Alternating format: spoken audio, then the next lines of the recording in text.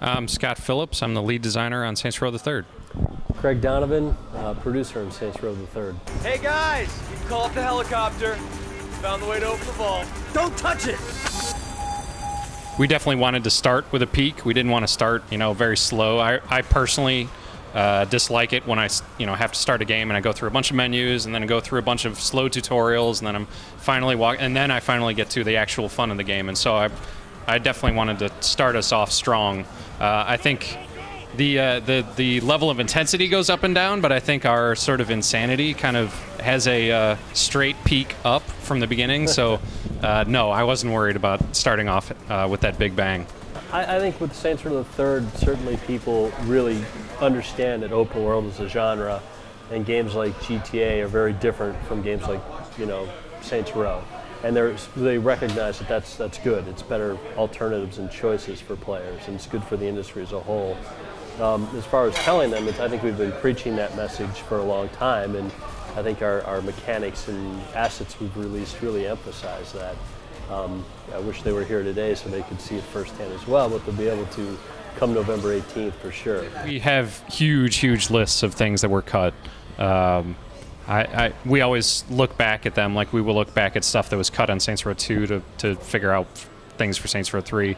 My personal kind of most disappointing cut, which Greg will find funny, is dogs. When you're surrounded by 30 enemies, which, we have some combat situations with tons and tons of guys, so you want to be able to very quickly, at a glance, tell who you're facing.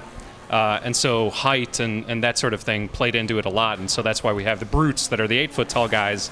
On the other end, I wanted to have dogs, because I think that they're small, they're quick, they have a different, obviously they're not going to fire guns at you, though, actually, now thinking about that, that could be pretty neat. But anyway, they would run up on you. They would jump on you. I've actually got a video of it on my kit at home because we had prototyped it.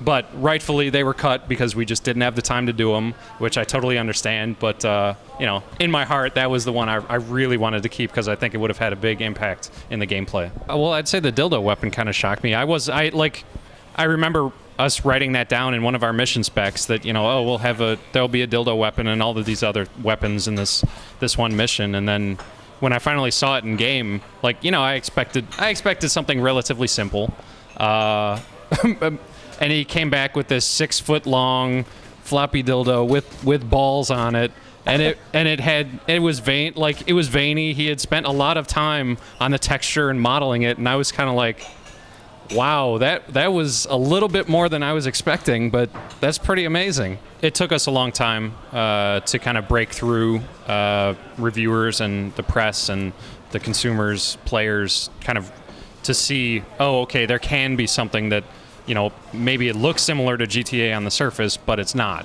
And I think with this game, I think it clearly shows we're not trying to be them. We don't want to be GTA. We are our own game. I look forward to seeing what they have, but I'm almost positive that what we have is completely different than what they have, and I think that's fine.